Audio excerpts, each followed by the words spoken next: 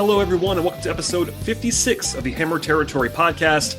I am your host, Brad Rowland, coming to you after the trade deadline on a Tuesday evening, and I am joined, as I often am, by Scott Coleman. Scott, I have not talked about the big trade that happened on Monday, even if the rest of my colleagues on this feed have. Hey, Brad, I hope you are doing well. I hope you have been able to get a little bit of rest. Not that we're going to talk about Brad's travel plans, but you've been a very busy man for the last couple of weeks.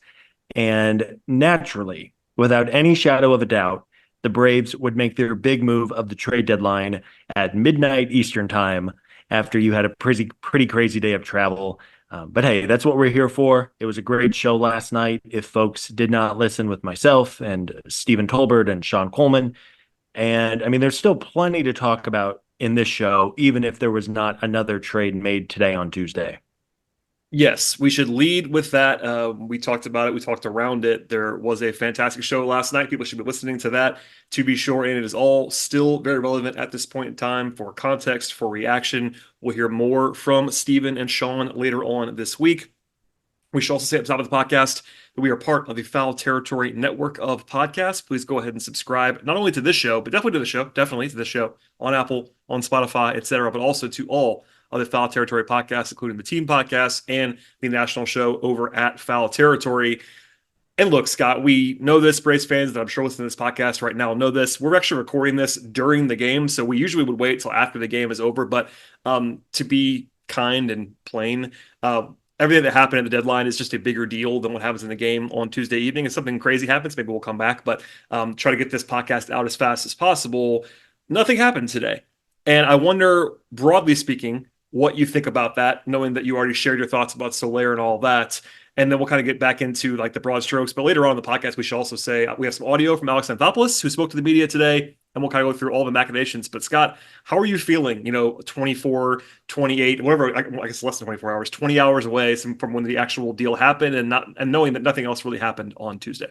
So, in terms of the trade that did happen, I have grown to like it even more than I did last night when we recorded deep into the night. I was pretty surprised because Jorge Soler was really not on anybody's radar because he's been a designated hitter for the better part of 2 years. And I just didn't really envision him coming over to be an outfielder. But as we've kind of talked it through and tweeted through it and heard a bit more from Alex and the team, I've come to like the move even more. I'm very excited to see what Jorge is going to be able to do in the leadoff spot, where he kind of struck gold with the Braves during that 2021 World Series run. And he does a lot of things in this lineup that isn't already happening a ton. Gets on base at a good clip, hits for power, which is not exclusive to Jorge by any means, but it will be good to get another bopper in there. And over the last month, Soler has been as good as basically anybody in the National League, not named Shohei Ohtani or Marcell Ozuna, at the plate. He's been very, very good. He was heating up, so hopefully that continues. And then in terms of Luke Jackson, I think it's a worthwhile addition. The reliever trade market today was crazy. There were overpays galore for rental relievers, and even not even closers, but middle relievers were drawing pretty heavy prospects in return. So overall, I like the deal. I am not over the moon at this deadline. I was hoping that there might be another second move that came today on Tuesday. But I do think some of the reaction of Alex Anthopoulos let the team down. What are they doing? I thought that was a bit exaggerated. Yeah, I think we're on the same page. And, I'm sure I will repeat some of what you guys said last night because I found myself agreeing with it, a lot of it, in listening to the show. But I do think that last part is important. Part of our job is to give our opinions and also kind of analyze what's going on here. And I do understand people maybe being a little bit underwhelmed within context. I will always say, and I think Alex will say as we share his audio later on this podcast, that it's really hard to plug every hole in your roster at once in a couple-day period. And the Braves have had all this injury, bad luck throughout the season and all of that. And it would have been hard to overhaul the whole roster. At the same time, I understand having your hopes up too that they were going to make more moves today. The way that it went down, I wonder how people would feel if this Soler move happened today versus yesterday. Kind of the psychology of that, all right, they did something. Can we do? Let's do some more tomorrow, Alex. And they didn't do anything else. how much of that plays into it. But I do think that being underwhelmed is okay. What I don't understand is the negative reaction. The way you put it there is right, that I've seen that too. Is basically Alex let us down or Alex didn't do anything, and that's not really founded in reality. Jorge Soler was one of the better players that changed teams. In fact, I have a prompt for you, Scott, because people were talking about this online. This is not my original thought, but I thought it was a good discussion that we kind of engage in a little bit here. There was an argument being made, and I think a credible one after looking at it a little bit, that Soler might have been the best hitter, and I use hitter, not player, hitter who changed teams in the last few days. And that might sound crazy. And there are guys who are on his level as well, but definitively, I would say there's no one that I would say is definitely a better hitter than Jorge Soler that changed teams. And if you view it through that lens, maybe that would change some people's minds. And even if you disagree with me, like, he's certainly on the short list. And I think that kind of maybe is a good framing device. Hey, FT fam, it's Alana Rizzo. I can't stop talking about Vuori. Vuori is perfect if you are sick and tired of traditional old workout gear. I wear Vuori in all settings, not just in the gym, because honestly, it's comfier than whatever you're currently wearing. No joke. I'm wearing Vuori daily leggings right now. They're high-waisted with the drawstring and cupped ankles. They look good and they feel great. You're going to love them. Vuori is an investment in your happiness. For our listeners, they are offering 20% off your first purchase. Get yourself some of the most comfortable and versatile clothing on the planet at vuori.com/foul. That's VUORI.com/foul. Not only will you receive 20% off your first purchase, but enjoy free shipping on any U.S. orders over $75 and free returns. Go to vuori.com/foul and discover the versatility of Vuori clothing. I think across all of Major League Baseball, for all 30 teams, this trade deadline was far more quantity than quality. And there really just were not a ton of super big name stars who moved. And it's an interesting question if Soler was, if not the best bat, a top three, a top five bat.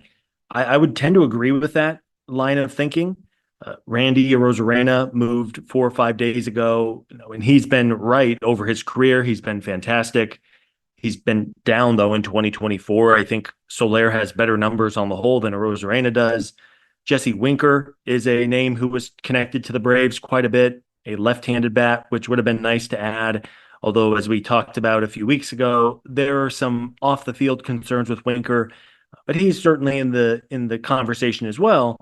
But I mean, look at Jorge Soler's track record. This is a guy who has mashed for a long time, a proven veteran, and we saw firsthand what he can do when he gets on a heater. He was fantastic last year with the Marlins. He was an all-star. I believe he had 36 home runs. And while he hasn't been quite that good in San Francisco, I think the Braves are banking on him maybe being in more of a comfortable setting. There was some reporting that he's probably more comfortable being on the East Coast and in the South compared to out West in San Francisco, which is a very large ballpark and obviously a different kind of atmosphere and culture than it is maybe in the Southeast. So I'm inclined to say that at worst, Jorge was a top three bat to move. And if you want to buy into how good he has been over the last month or two, you can say with a straight face that he might be the best pure bat that moved, obviously not accounting for the fact that there are some real questions about his defense.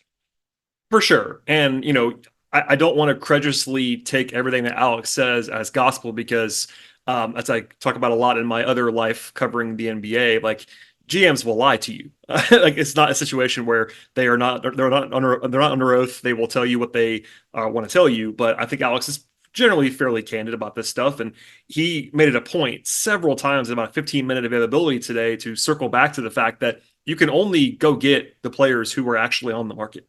And that's it. We can all kind of wish cast. I know all of us, I think all four of us at different points mentioned Brandon Lau as a guy that we all wanted. He didn't get traded. And that doesn't mean he wasn't available on some level, but he didn't get moved if he didn't get moved anywhere. If he'd gone somewhere else, it kind of gives you a little bit more license to complain when a guy gets traded somewhere else, because obviously he was gettable.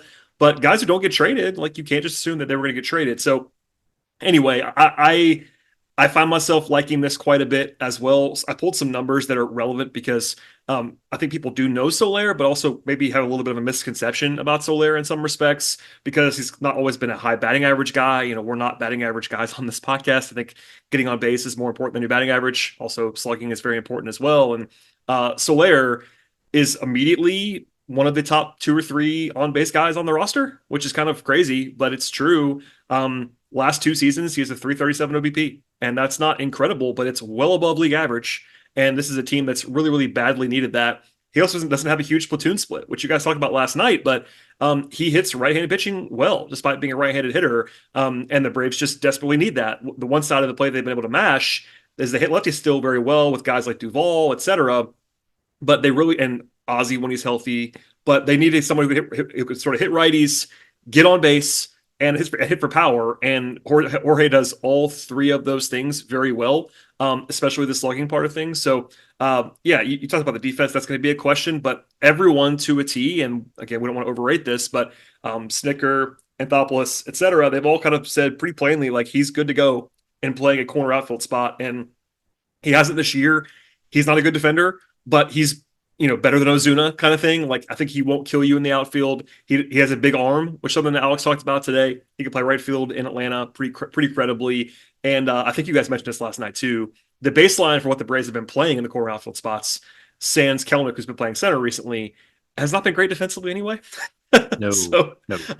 So the bar there is kind of low. I don't want to rehash everything you guys said, but let me just say it on my end, because to add to what you guys added, like, I think it's a very, very good addition, and the money is the money, and we'll get into that too, I'm sure, at some point. But I don't really care about the money as much for a team that sells out every game basically, and has, yes, they're spending a lot of money right now, but it's not like they're going crazy. They're still below the 3rd competitive balance tax line, which Alex made sure to say today. So the penalties there are very minimal. It's not my money. It's not your money. And yes, there is still a finite number of resources that a team has to add. So we're not saying go out and sign everybody to the biggest contract imaginable. It does matter, but it's not a salary cap league. And I think that it's a very reasonable price for Jorge Soler. In the vacuum, certainly. And if even without the vacuum, in the context that the Braves have, I'll say this to you, Scott. This is part of the reason why, anyway, that it matters that basically all of the core guys on the Braves roster are signed to below market contracts. That allows you to go out and spend money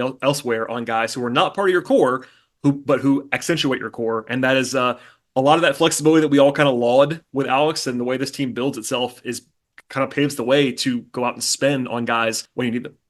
Yeah, I would agree. When it's all things equal, I would rather spend the money and not give up top tier prospects. Yeah, very obviously, by the way. I think that's, yeah. I mean, unless you're the guy cutting the check, that should be every fan's view, I feel like. I'm not trying to tell people how to feel, but if it's a comparison between leveraging your farm system and leveraging your wallet, and it's not your own wallet, like, what are we doing here? Right. Yes. Cut the check, pay the man, and to not have to give up really much of anything in a farm system that has, I think, slowly but surely gotten deeper and has more high-end talent now than it has at any point in the last couple of years. That's going to pay dividend at some point, whether these players make an impact in Atlanta or if they are traded at a future date to help the team otherwise. So it was nice that the Braves did not have to cut down from their farm in order to add Soler.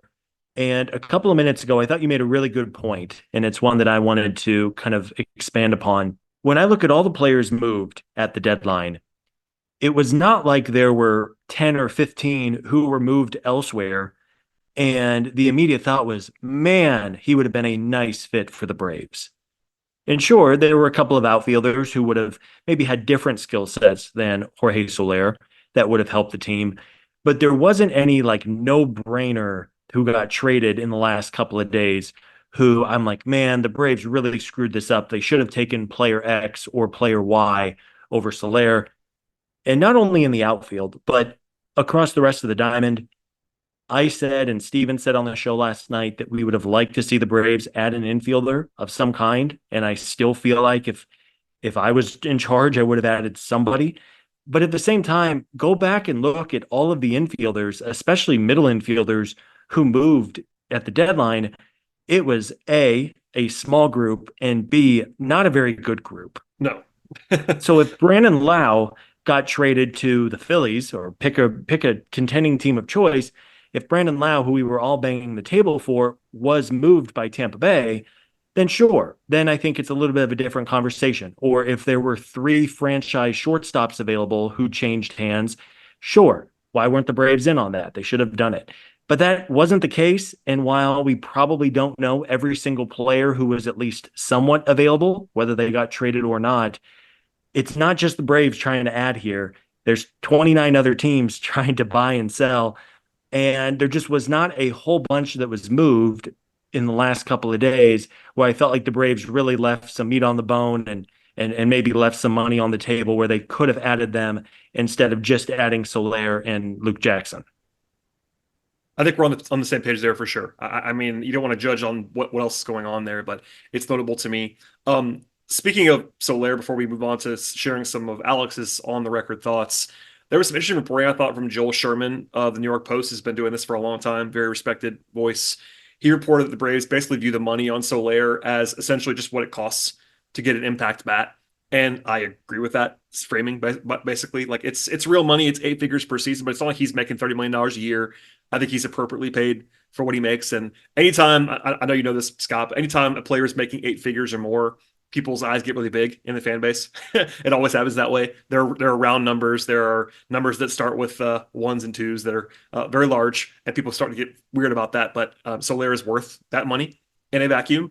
And also, yeah, there's a question about next year, and he noted that as well. But I will just say this, and I think you were the one that said it last night briefly. Are we sure Jared Kelenic is going to be gifted a full-time job next year? Because I'm not. I'm not sure about that. No, what looked like a virtual lock as of even a month ago. It's been a very bad month for Jared, and I think it's fair to ask what his long-term future is with the Braves, and maybe some of that gets answered in the second half of the season and hopefully deep into the playoffs. But yeah, I mean, I think Kelenic has not shown anything to this point that he is just a set in stone starting corner outfielder for this team moving forward. Yes, and that doesn't mean he's not going to be either. Like, I'm not saying that you give up on Kelenic. I'm not. We like Kelenic, but it is also objectively fair to say that while, yes, on the surface, you might question where Soler is going to play next year if you bring back Ozuna, which I think is everyone's assumption at this point. Plus, you have Ronnie coming back and might need to play DH a little bit, and Kelenic and Harris. But I think that right now, today, I mean, all due respect to Jared Kelenic, Jorge Soler is better than Jared Kelenic. Like, it's not even really debatable in my mind, as far as at this very moment. And Kelenic might have more upside. Obviously, the defense is better, all those things. But as far as proven entities are concerned, Soler's a lot safer, a lot more projectable than Kelenic. And it's not a problem. That's something that we'll share now, I guess, when we sort of circle around to Alex. But Alex, I think, probably 5 times today talked about how you just can't have 3 outfielders anymore. You have to plan on having more of those guys. And I'm sure that's coming from firsthand experience. Had the Braves been banged up, and he referenced that with injuries not only to Ronnie, but to Harris, to Duvall, and et cetera. Ronnie's going to have to ease back in next year, all those things. But depth always gets undervalued, but you do need it. Even for a Braves team that likes to play their guys every single day, injuries will happen. And having depth is not a bad thing. And it's a decision that can obviously be figured out in November and December on what to do with the outfield. And while everything has to be both immediate picture and long term, that's what Alex has paid the big bucks for. You don't necessarily have to figure out your 2025 outfield here at the end of July. You don't? And I think if there was one takeaway that I had from Alex's interview today with the media, maybe there were a couple of takeaways, but the one point that he just kept on harping on is that the Braves had to get better on offense. And I'm not sure that there were many, if any, options better than Jorge Soler. As we outlined, he does a lot of things that's going to help this lineup. He can bat leadoff, which is going to help because we all know without Ronald Acuna Jr., this team just has not had a consistent presence in the leadoff spot. And you know what, man? Soler is not a perfect player. Maybe there are questions about what position he plays in 2025. Is he even with the Braves in 2025? But those are all things that you can kind of figure out down the road. And for the immediate, he should really help provide a boost to this lineup. if he bats first ahead of Austin Riley and Marcell Ozuna, Matt Olson, hopefully the catchers keep going. You get Michael Harris back in a couple of weeks. I mean, all of a sudden, your lineup should be much better than what's been out there for the last couple of weeks. And with the pitching staff being so good and presumably healthy, which we're going to talk about, some good news the Braves have gotten on Max Fried and Ronaldo Lopez. I think the pitching is good enough that if this lineup is just average, if it can be better than like the bottom 6 group that it's been over the last couple of months, that is more than enough for this team to win games and hopefully win a couple of playoff series. So let's dig into Alex a little bit here. We talked around it a few times, but I want to actually lead with some audio from Alex. Only a couple of clips that we'll play for you because we don't often do that. But when he talks on deadline day, it's kind of like the best time to share some audio. He got asked about basically whether the Braves even evaluated the infield, and he gave a pretty like overarching answer about the entire process. So here's what Alex had to say about the whole process and what they were actually trying to add. We were looking at all kinds of things. Deadline is short-term, long-term, every area, every position. You're open-minded on things. So we looked at all kinds of things. Again, it's still a month plus out, but we think Ozzy's trending early September to be back, which should be great. Again, we're still far enough away, and we'll see how that goes. But, we'll obviously use the players we have to try to get through that. So you're never going to fill every hole, and obviously you can't backfill for all-star caliber players all over the place. You do your best, but I think overall we're happy with our bullpen. I think bullpen depth's clearly been important to us. And, we like how our rotations performed so far as the year's gone along. Look, the one area, I mean, it's no secret that, we wanted to upgrade was from an offensive standpoint. And getting both on base and power were priorities for us. So Jorge's the best combination of those two things, and really he was the best bat available in our minds for what we look to do. So in there, you hear Alex say that Ozzy Albies is trending to be back in early September. That is notable. That's not like any day now, but still relatively positive. I know Stevens mentioned this, and I kind of thought the same as him. It's not a guarantee that Ozzy comes back, but if they're believing that, that's helpful in the planning purposes, because you could argue how many resources do you want to sort of invest into a second baseman for what could be 5 weeks if Ozzy's back. I don't know if that is going to be the case. Obviously, it's more of a guess, but alas on that. And he also knows basically that they're happy with the bullpen and the rotation. He did say later on they explored the rotation. Didn't get close on that. Not a huge surprise, as you kind of allude to there with Lopez and Fried getting positive updates. The urgency level was there, but the focus was on offense. And I mean, does anything strike you as far as like his overall approach here? We'll play one more clip later on about basically like what the front office wanted to do to kind of inspire the rest of the team and let them know that they have their backs. But anything strike you as far as like what he said there? Because it feels kind of obvious to me, but at the same time, Alex is just pretty candid today, I thought. Yeah, I would agree. And if they truly feel that Ozzy Albies is going to be back in 5 weeks from now, then it makes sense that they wouldn't go out there and trade for a second baseman, because then all of a sudden you don't have a place for players to play. Maybe that's just him being optimistic. And as you said, general managers are not always completely truthful. But I didn't get the sense that he was being a snake oil salesman today and just trying to do lip service. Because, I mean, let's face it, at the end of the day, Alex Anthopoulos is responsible for the overall success of this team. And, as we kind of talked about earlier, if a bunch of really good second basemen and shortstop had been moved today, then I would have probably been a little more critical. But as these things go, some years, certain positions are available, and in other years, they're not. This was a pretty light year up the middle. And, in terms of the rotation, it made sense, especially if they feel confident that Fried and Lopez are going to be able to pitch here pretty soon. I would imagine that if that wasn't the case, if Ronaldo had to be down for the rest of the season, or if they were really concerned about Max's elbow, then maybe he would have pushed a few chips in and tried to add some depth to the rotation. But no, I mean, it would all kind of sounded like a man who tried and checked on a few things.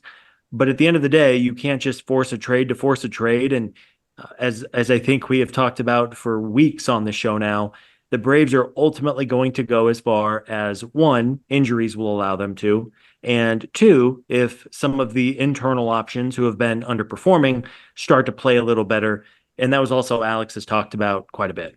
Yeah, he didn't name names, nor would he ever do that, but he certainly made it clear that, they have upside on their roster, which is his way of saying, I think, we have guys who have not played the way that they always play. And that's reasonable to say. We've covered that ad nauseum on the podcast. On Soler, I'll just kind of give you some notes here that Alex said rather than play all the audio. On Soler, he talked about seeking the combination of on base, power, and also makeup, which the Braves always value the makeup side of things, clubhouse side of things. He said that they value not having to kind of research at all with Soler. They know what they're getting. They like him. They value what he can do, again, getting on base and with the power. And also, Alex said pretty candidly that they tried to target him a few times since he left the last time. I think he said they actually got close at least twice to trading for Soler. They did not pursue him in free agency, he said, this last winter. For obvious reasons, they went out and got Kelnick, so they didn't really have that spot available with Ronnie there and with Harris there. But they've obviously been tracking him very closely, and they're also again encouraged by his ability to play the corner outfield spots, the arm strength, and he called him an impact bat like 5 different times. I mean, literally 5 different times.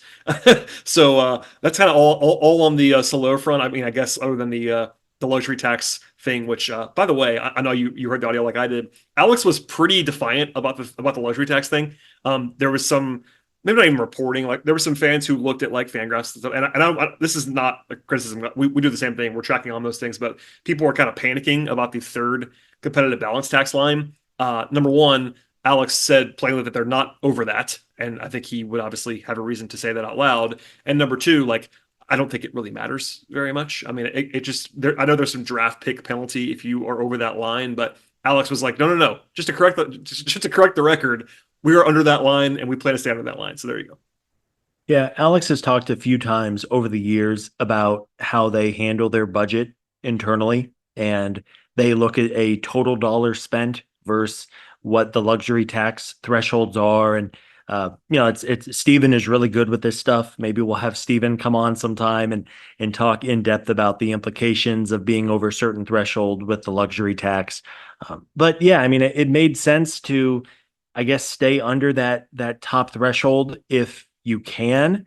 I also got the sense, based on what Alex was saying, that if the right deal came together, Yep. and they went over that threshold, then they would have made the trade. I just think, again, everything he said, it was a pretty candid interview. Alex is the king of talking for like 20 minutes and not saying a single thing of note. He's good at that. We have kind of laughed and both laughed and lamented that in prior off seasons, especially when we are so desperate for content and things to talk about. But he did feel pretty honest and forthcoming today in his 15 minutes with the media. And in terms of Soler, I know we've talked about him quite a bit, but clearly this front office really likes Jorge. He talked about his impact in the clubhouse and obviously what he can do offensively. And it just kind of felt like, as I'm sure that Alex went through maybe 24 or maybe even more potential trade candidates for the outfield. Their bet here is that by not giving up any prospects and taking on some salary, which they could probably offload in the winter if they really want to, that was the best option for the team. And we'll find out in a couple of months if it was the right call or not. Yes, absolutely. Two more quick notes on what Alex said. He said that they expect Ronald Acuna to be back, quote, around opening day next year. That is very general, which he kind of laughed about. And he did also know that he might need some days off early on in the process, but that was the closest to them saying anything definitive on Ronnie for a while. So that's notable to me. Also, someone asked if the Braves considered selling, basically, about Fried, et cetera. And I'm going to read the quote to you from Alex. Quote, "No one called us asking about sell type moves. Everyone knew that we were trying to add," end quote. So when we were telling people that there was no chance that they were going to sell, the whole week knew that. So that was not a huge mystery, but never going to happen.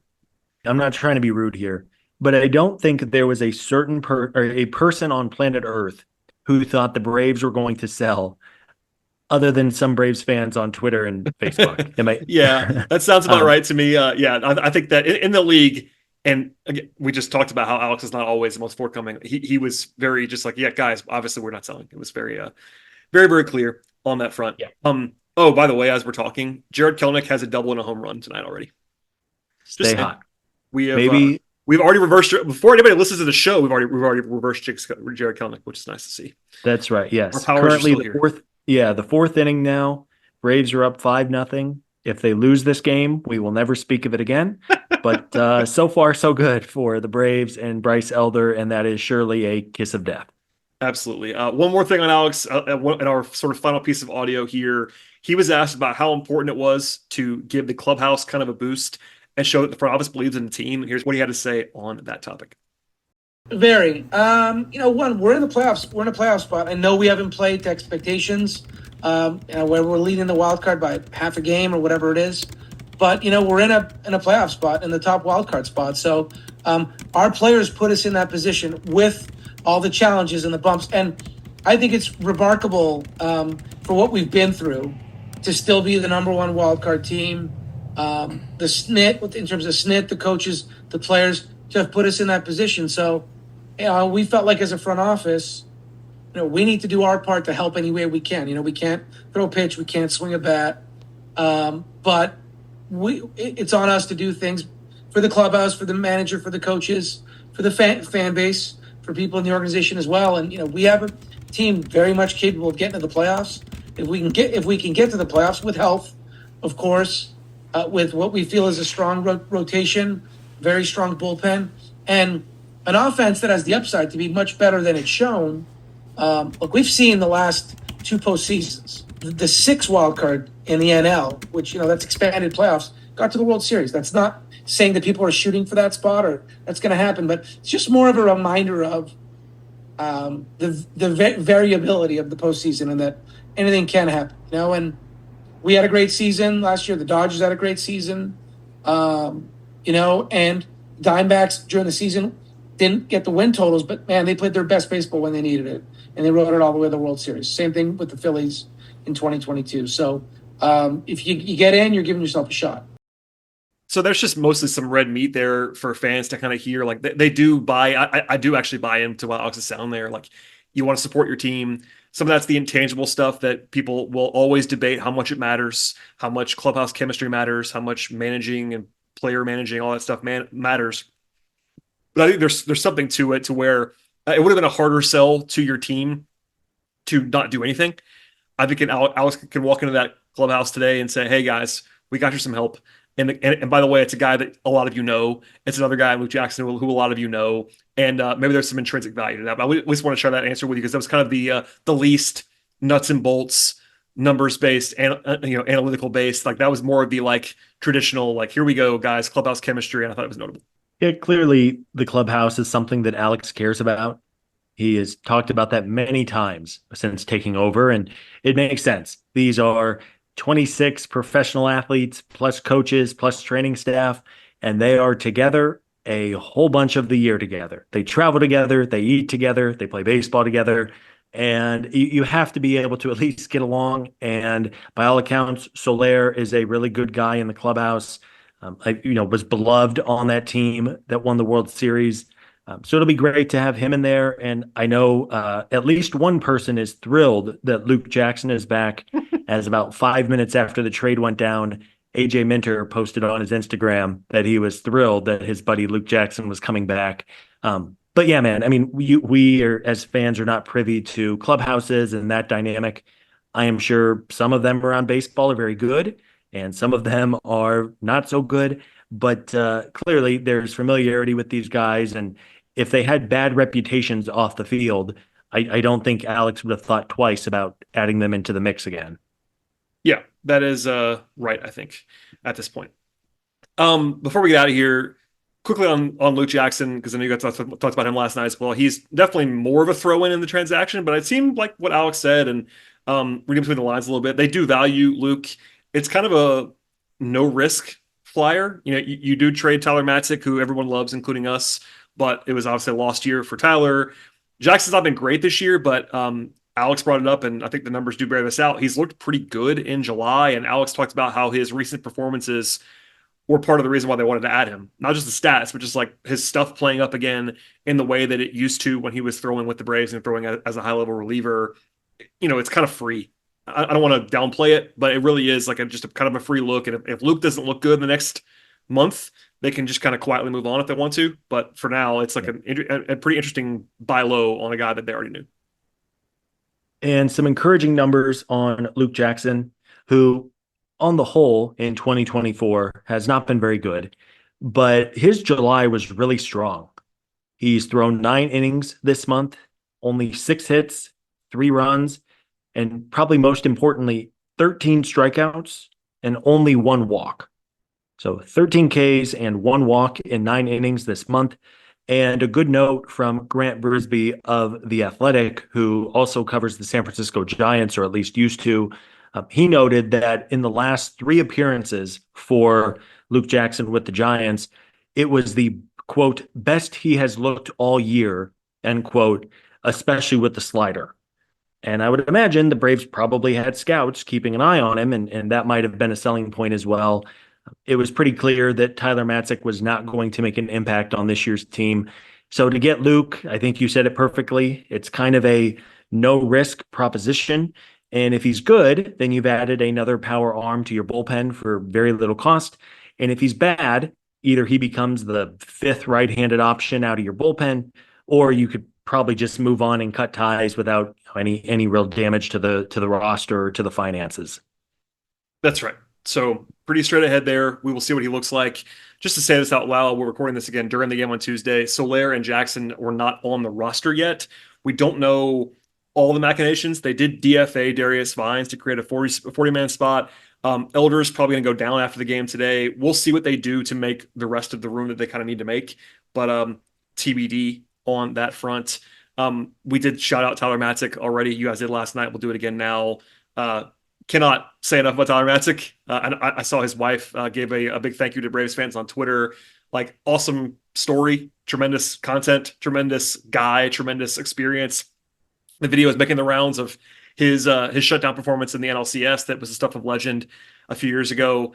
I hope he gets healthy again and gets it figured out, comes back again for another comeback. But in the meantime, like it's kind of brutal to have to send him out in the trade. But he's got obviously kind of lost season. But we want to shout him out again. Just an awesome run, and I will be rooting for Tyler Matzek anywhere he goes. Yeah, I will too. And I mean, look, Tyler Matzek is a lot richer than I am. He has a whole bunch more money. But if I ever come across him, I can guarantee you he's not buying any drinks or dinner. I mean, the guy, I don't want to say single-handedly brought a World Series to the Braves, but without him, it's hard to envision the Braves navigating that NLCS and the World Series. A guy who in some ways gave his shoulder and his elbow to pitch through that playoff series. And I would agree wholeheartedly. Let's hope that Tyler's health cooperates with him, because he really has not been healthy since 2021. And maybe that's a product of him pitching so much and such high leverage during that postseason run. But forever a postseason legend, forever an Atlanta Braves legend. And let's hope Tyler is back on the mound sometime soon. They do not win the World Series without Tyler Matzek.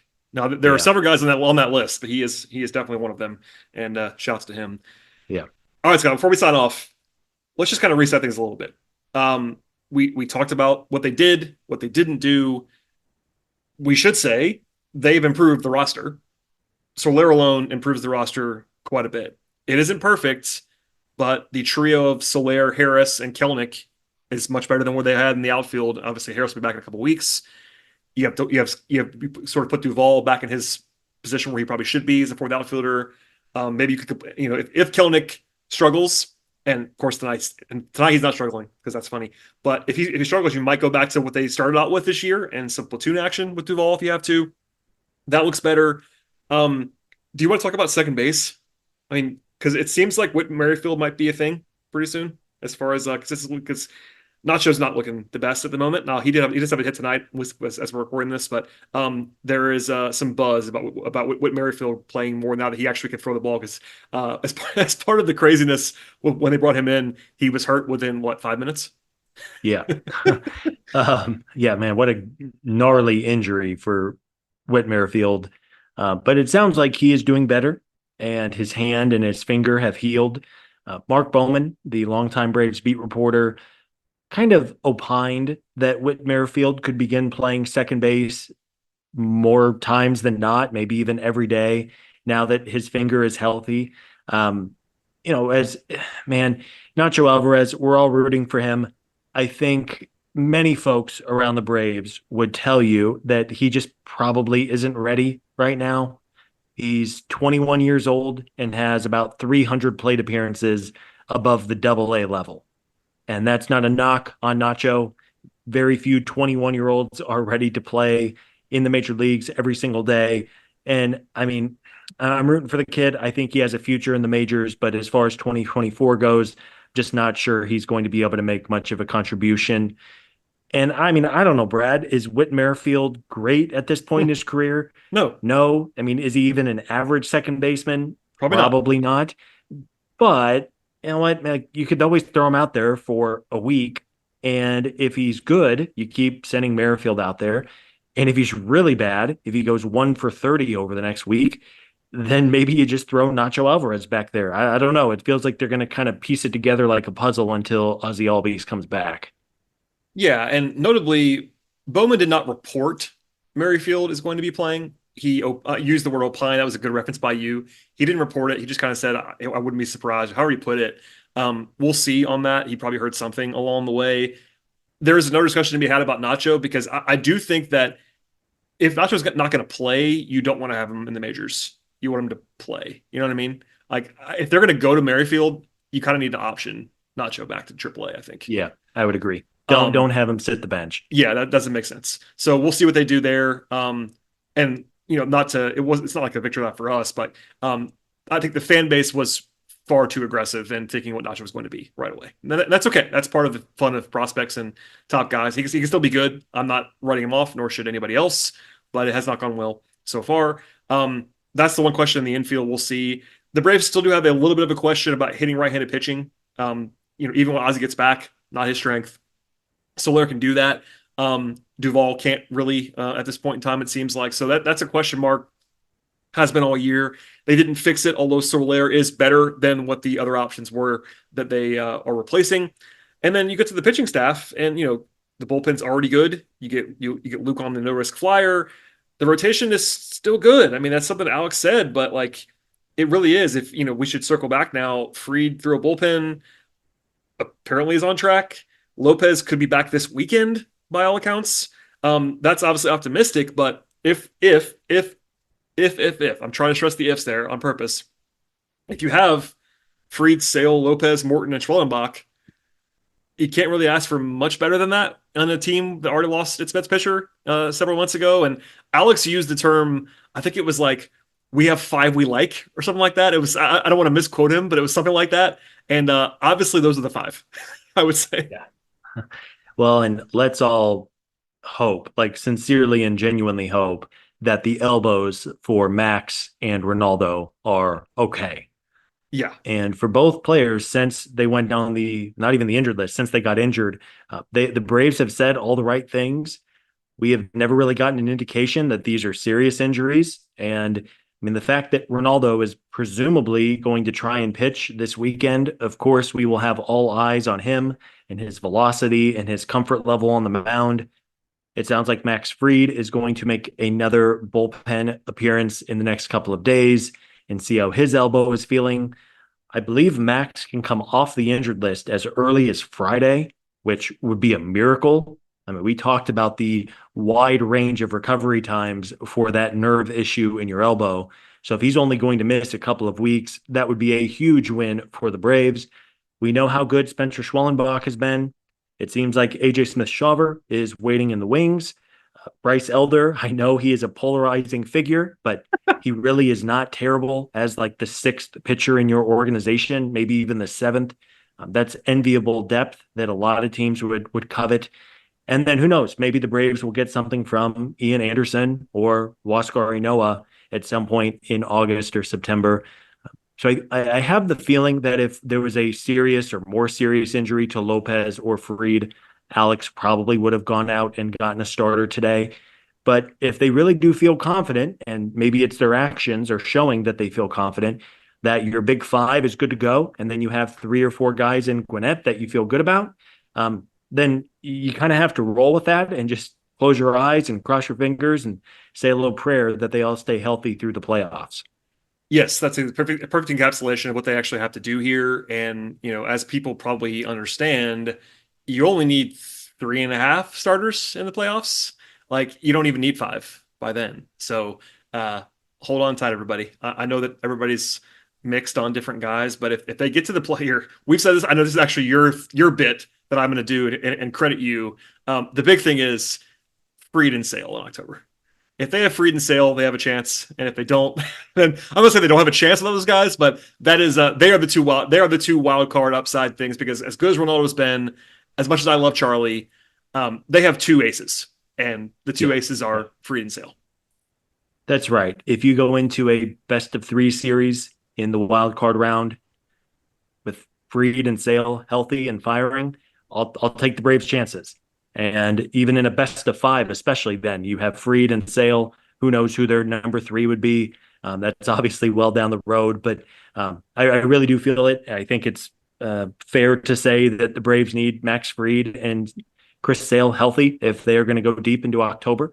And man, let's hope, if the Braves, who have had such horrible injury luck, like literally since opening day, the Braves have had such terrible injury luck, that if they have somehow dodged a bullet on Fried and Lopez, it would do so much for this team's chances down the stretch, and really just give them a chance to make a deep run in October.